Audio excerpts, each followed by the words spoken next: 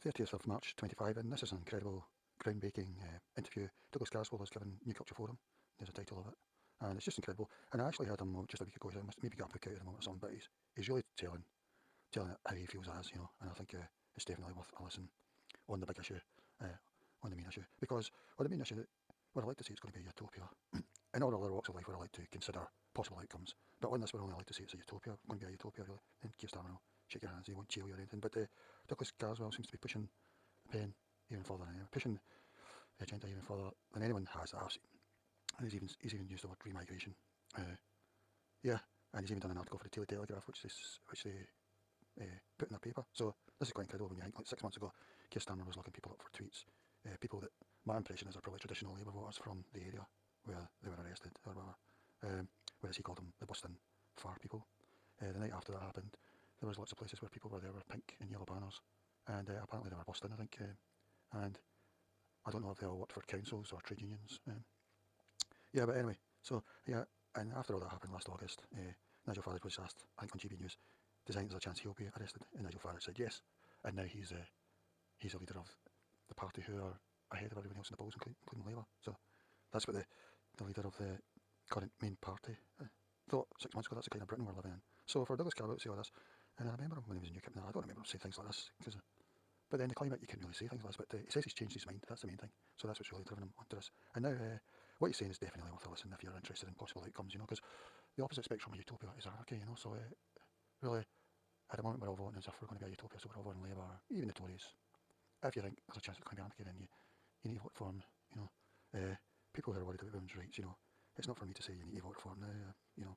But anyway, let's look at what Douglas said in this. This is the intro bit, but it gives you a summary of what he said during this. The bits of Britain that are multicultural are low trust, they're poor, they don't innovate unless it's innovative ways of crime and robbery. The moment the president issues an edict and makes a decision, you get a judge somewhere, often a quite junior judge, appointed judge, try to overturn it. It would be 10 times worse in the United Kingdom, where the judiciary is almost uniformly liberal left. I used to believe that people were essentially all the same, and what was different about them was software, was the sort of cultural programming, if you like. And I used to think that because of this, essentially, if someone first, second, certainly third generation was exposed to the same influences, they would be the same as anyone else. And I'm afraid I just know this isn't true anymore.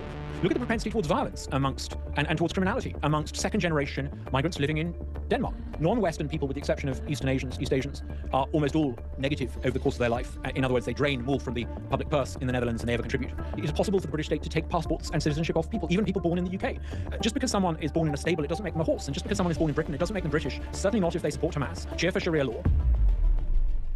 Yeah, so that's a sort of summary of what he's saying. I mean, it's groundbreaking stuff, incredible stuff. There's been quite a few groundbreaking things recently. There's been Sarah Berryman gave a speech at one of those CPAC concerts or something a year or 2 years ago. I think while she was Home Secretary. We've had Kemi Badenoch saying that some cultures are better than others, which I think it's incredible that somebody's going to say that, especially a Tory MP, the Tory leader. And then we've had even Keir Starmer. Last August he was looking up people who appeared to be traditional Labour voters, and he was calling them the far people. And then 3 months later, after his 6th degree, he was saying Boris Johnson's immigration waves were done by design and have totally changed the country or something like that, sort of experiment, I mean, kind of things that I think Keir would have locked somebody up maybe 3 months earlier for saying. That's the kind of idea it is. I think everyone should follow the New Culture Forum with Peter Whittle.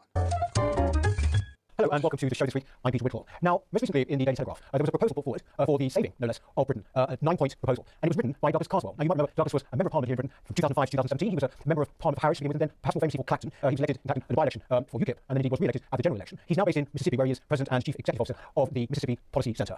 He's with me today. Thank you very much for joining us, Douglas. Thank you. I think it's interesting because he's in America now, so maybe he feels a bit freer, he can say things, but he says he's changed his mind on the big issue. That's the main thing that we're looking at here. And he also says now that he's not interested in becoming a politician or whatever, but he does want people to steal his ideas. So he's given these 9 ideas. Most of them I'm probably not interested in because they'll probably be conservative type. But on the main issue, he's pushed the envelope basically, and he's looking at that spectrum. Are we heading for utopia or anarchy? And I think he's coming up with good points. Here's the intro bit. Yes, I got that correct. Douglas, this proposal that, as I said, I saw in the Daily Telegraph, very wide-ranging, very detailed, and obviously with a great amount of research behind it. Can you tell me, first of all, is it aimed at anyone, either person or party, or is it something that you're putting out there, in the hope that it is taken up? It's aimed at you, Peter. It's aimed at your viewers. It's aimed at everyone. I spent many years as a member of Parliament in the House of Commons trying to get Tory ministers interested in particular policies. Often to no avail, sadly. I'm not playing that game anymore. I think now you have competition on the right with Reform and the Conservatives both vying to define what it means to be centre-right, right-wing. So I'm throwing the ideas out there, hoping that people will steal them, that they will claim them as their own, that they will take them up. So it's really for everyone. It's not just an SW1 conversation. We need to have a national conversation on shows like yours about what it is that...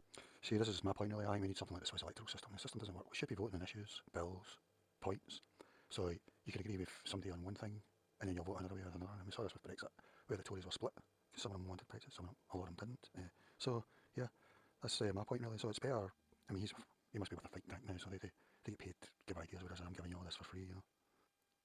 Is that we need to do to restore the country, because the country's in a pitiful condition. And I think we can't really leave it to 650 members of the House of Commons to decide how to restore the country. We're going to have some 60 million people, I think, engaged in a wholesale process of national renewal. And to do that, yeah, that's my point. As I was saying, like, we've got a representative electoral system where you vote for someone to represent you, but they don't really represent you because they represent their party and their own views, really. So yeah, that's what he's saying. He's coming to that conclusion as well. I mean, we've got 650 MPs. We couldn't even get it down to 500, which was made to happen. I think it was Boris was going to bring them down, but we couldn't even get that done because they just wanted to stay, basically.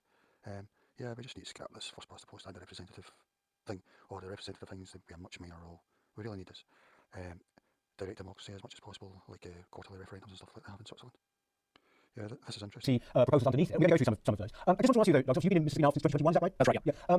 My perception is, and you must correct me if I'm wrong, but my perception is that your proposals are maybe far more radical than maybe once you would have been. Do you think that that's right? I think that's fair, Peter. I think far more radical. I think when you are detached, and I, as you can see from behind me now in the United States, it's in my home, I think that's given me a slightly different perspective, and it's allowed me to see things I didn't previously see. One big event that happened just as I was standing down as a member of Parliament was the Manchester Arena bombing, and then the attempted bombing of Parsons Green. I was close by to that event.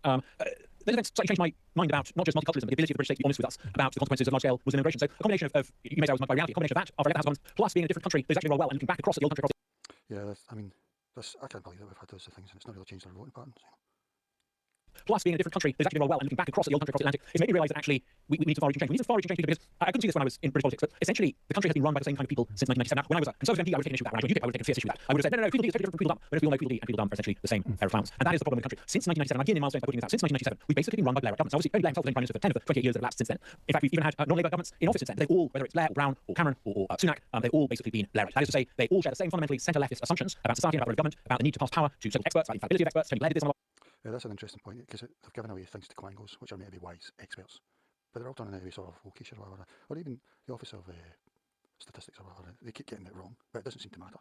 It won't affect their wage, salaries or whatever, you know, or even jobs. Like, yeah, I think it was actually John Major that started that though, quangos, I think.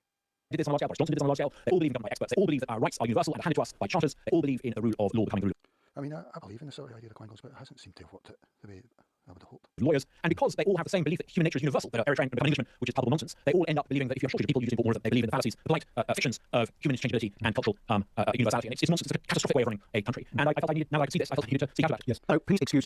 See, he probably used to agree with that, you know. I don't think I've been that way, but he's seen the light now he's leading the way. System. Prime Minister, should the Prime Minister choose to exercise it, has far more authority and power than a US President. It's because we've been run by minions who don't really want to govern, but want to go through the formative exercise of being Prime Minister, who believe that being Prime Minister is basically sort of starring in sort of an episode of what was that film about which you played the role of Prime Minister. Oh, yeah, they all think to have a formative episode of love, actually. Actually, the British Prime Minister wanted to use their authority on the Crown property, they could get an enormous amount driven through very, very fast, very, very rapidly. But if you simply make a list of policies that need to be implemented, and you game plan as I did, what might happen, it becomes painfully obvious that actually you couldn't do it because the civil service would refuse to do it. They wouldn't even implement conservative policy on Rwanda.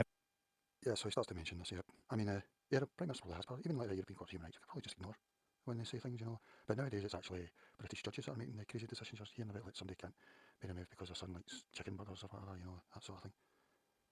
But probably if the Prime Minister wanted, they could just put everything through anyways. Especially because Parliament's got the final say, really.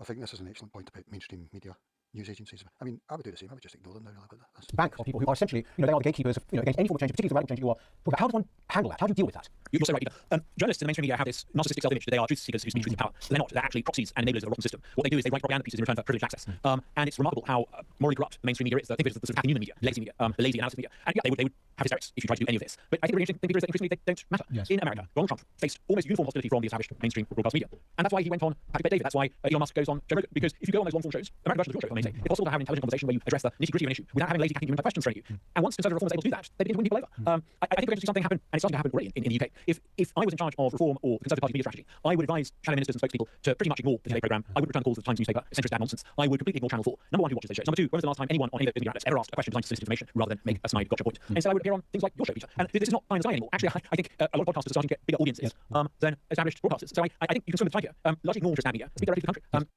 Yeah, I totally agree with him there. You know, just ignore mainstream media really, and because even Piers Morgan's he's dumped mainstream in one thing. I mean, I don't like Piers Morgan. I don't watch his show, but yeah, I mean, I think he still does it in the old style, so I'm not interested. But I couldn't agree more, they just ignore it. Douglas, I want to go skip straight to number 9 of your markers for the simple reason that the level of despair that there is in this country about migration and what to do about it, legal and illegal, is reaching huge proportions now. To the point, also, I think it's a realistic response to what's happening in the sense that change is palpable within the past 6 months, year. much of this would have been down to what they call the Boris wave now, but what are your proposals and how to deal with something which appears, if you look at our establishment, to be something completely unsolvable? I know change is possible because I've changed my mind on this. I have shifted my views on immigration and multiculturalism. I referred earlier to some of the Muslim terrorist outrages, but I changed my mind more fundamentally. I used to believe that people were essentially all the same, and what was different about them was software, was the sort of cultural programming, if you like. And I used to think that because of this, essentially, if someone first, second, certainly third generation was exposed to the same influences, they would be the same as anyone else. And I'm afraid no, this isn't true anymore. People aren't the same. And if you are going to allow, as has happened, 1 in 27 people living in Britain today be a recent arrival who's arrived in the past 24 months, you're going to fundamentally change what it means to be British. You're not just going to have growth in the British population, you're actually going to dilute and diminish what it means to be British. And I think once you can see this, it's something you can't unsee. And I think once you realise this, you need to recognise that actually it's pretty catastrophic culturally to import large numbers of people in the belief that they're somehow good for the economy. There's a fascinating study from the Netherlands which shows the net fiscal contribution of people. And Westerners and Europeans, and to some extent East Asians, who move to the Netherlands are net financial contributors. Non-Western people, with the exception of East Asians are almost all negative over the course of their life. In other words, they drain more. I think stats are very important, graphs. We should always have them in news debates stuff. Question time stuff, it should be graph stats. All from the public purse in the Netherlands, and they contribute. People from Muslim countries are almost throughout their careers, even the most productive in the 30s and 40s, a net drain on the tax. So the idea that massive migration from these countries is good for the economy is a nonsense. You just look at the figures from the Netherlands, but it's more than just about tax and spend and mathematics. Look at the propensity towards violence and towards criminality amongst second generation migrants living in Denmark. There's a fascinating survey on that, and these are Danish-born people showing how many of them have committed an offence by the age of 30. Males have committed an offence by the age of 30. And it's staggering how high these are Danish-born. These are people 100% exposed to Danish cultural influences throughout the totality of their 30 years. The likelihood of them being convicted of a crime if they come from countries like Kuwait and largely Muslim countries and sub-Saharan countries is off the charts. So what possible sense does it make to import people in the belief that help your economy? If number one, it doesn't help the economy, it makes your fiscal situation worse. If you're importing people who have a high propensity towards criminality and violence and a very high propensity towards living at public expense, and there's recent data out showing how many people from different backgrounds in the UK live on benefits. I think something like 50% of people from Congo in Britain live at public expense. Why are we importing people from Congo? What possible reason do we have to import people from that godforsaken country to live in the West, where we can see that they are of little benefit? They're not doctors and engineers. That's not to say they may not be a doctor or engineer somewhere, and without mentioning people latch on that. But the overall picture is importing very, very low quality human capital and creating all sorts of cultural problems. And we need to address it. Because all my life I've been told that multiculturalism is inevitable. I'm sorry, I just don't believe that is the case. I think it's immensely harmful, and I think we need policies in place that begin to undo the damage. And this means you must begin to remove people living in the country who arrived illegally. Step one, I outline how you might do that. You need to go beyond that to people who have come into the country illegally, who are a net burden over a long period of time. I'm not talking about someone who's ill through no fault of their own. People who are habitually living at public expense and are foreigners should be removed. People who have come into the country and committed a serious offence, which I find is 3 months in prison, I think need to be automatically removed. But I think you also need to recognise that there's nothing deemed inviolate about naturalisation. It is possible for the British state to take passports and citizenship off people, even people born in the UK. Just because someone is born in a stable, it doesn't make them a horse. And just because someone is born in Britain doesn't make them British. Certainly not if they support Hamas, share Sharia law, and articulate views that are incompatible with Western culture. And I think you need to have a legal framework by amending the 1981 Nationality Act to begin to remove citizenship from people who believe in certain things that are incompatible with being a citizen of Western society. And you need to, having stripped them of citizenship, remove them from the country. Now, people will clutch their pearls and tell us that this is outrageous. How many more Manchester arenas do you need before we want to do something about it? Because I want to do something about it now. I think most people in Britain want to do something about it now. I've gone into some pretty complex granular detail saying what legal changes would be needed. It can be done, and it's going to have to be done, because if it's not done, you ultimately end up with a clash of civilizations that will make the country uninhabitable for decent people. We need to act now, because if we leave it another 20, 30 years, it will become incredibly grim. I wonder as well, what is your position? So, because we're allowed to say it's going to be a utopia, so I think that's, in any other thing in life, you're allowed to think of all possible outcomes, but I wonder as well, what is your position in Milestone on, for example, what the Swedes are doing, and indeed what one hears about much more mainstream way in Europe, which is the idea of remigration, sort of encourage remigration. I think the Swedes are actually offering amounts of money to people who haven't necessarily been involved in crime or any of these things. So, that was once an absolute no-no, wasn't it, in terms of politics? Yeah, the Swedes have pioneered this voluntary remigration program. It's very generous, and I certainly think you should start that. It won't surprise people to discover that actually there's pretty low take-up. I think you'll get a higher take-up once you automatically remove benefits from people who are immigrants in the country, once you are prepared to say, no, you can't continue to live in council housing, no, you can't continue to live public expense. Once you do that, and offer people the Swedish equivalent of £26,000 to leave the country, you'll see some take-up, but it's still going to be significantly small, given the scale of the problem. I mean, let's say it's even £26,000. A lot of people are not going to be willing to leave their existence in Croydon or Manchester or Birmingham and go back to living. I mean, the amazing thing about having £26,000 in some of these people's countries may be worth 200,000 or 300,000, I don't know. In Kashmir or Kinshasa. So you're going to have to bring in involuntary repatriation. But voluntary repatriation, voluntary migration is a key step morally towards that, because once you have made it voluntary, it's an enabler. It allows you to then say, well, I'm afraid we're going to have to do this involuntary. But we mustn't shy away from it. It's either that, or the future of your own country is to be unrecognisable. And it's incumbent. So that's the point. He's saying it may be the opposite of utopia, so... For us to realise that we've got a finite period of time in which to act. We can act now and fix it. And if we act now, determinedly, we can resolve it. I think I'm right in saying that in Denmark, the proportion of people who are Danish under the age of 18 is now higher than amongst young adults. The Danes have begun to have some success in this. Really? Yeah. But you need not shy away from this. You'll be called racist. You'll be told that you are a supremacist. You'll be told that you are doing things that are putting unbearable pressure on people. You'll have pictures of people back in Kinshasa or wherever who are crying in front of cameras. But the alternative to not acting on this is to basically become a huge multicultural society. And I don't think that is the utopia that people think it is. Multiculturalism in Britain, bits of Britain are multicultural, low trust, they're poor, they don't innovate unless it's innovative ways of crime and robbery, and they're not places we want to live in. So why expand that multicultural hellhole to envelop the entirety of the country? If we act now, we can solve it, we can reverse it. Similarly, we need to clear what we mean by integration. If people are willing to integrate, that is, they're willing to go to work in the morning, they're willing to pay their taxes, they're willing to be law-abiding and speak the language and integrate. Absolutely fantastic, wonderful. But in order for that to happen, we need to be prepared to remove people who aren't willing to assimilate, and people who are willing to advocate for a system of Sharia law and worldview that is incompatible with Western civilization. Douglas, would you ever... So that was pretty interesting. I mean, that was groundbreaking as far as I'm concerned. I don't think anyone, not even Rupert Lowe, on that sort of level at the moment. I think this is an important point. That aren't just touching straws and pie in the sky. Come out with details as to how you can reverse the disastrous consequences of mass immigration. But I think it does something more for the Telegraph to run a piece that talks about remigration. Yes. And for you and I to have a conversation about remigration, I think it's no pun intended milestone. It's a moment at which the idea goes mainstream. Yeah. So I have been encouraged. Now, I also been slightly disheartened that some of the more traditional story types have softened the idea and they've hugely... So thanks for the new culture phone for that. I mean, it's a fantastic journal, and I think Douglas Carver was outstanding there. He set the bar now for Rupert Lowe in that. You've got Nigel Natter and all a bit behind the reform. You've got Rupert a bit ahead of him, and now Douglas is taking it even further. Douglas Carver was, so yeah, I think that was incredible. So yeah, I just wanted to mark it.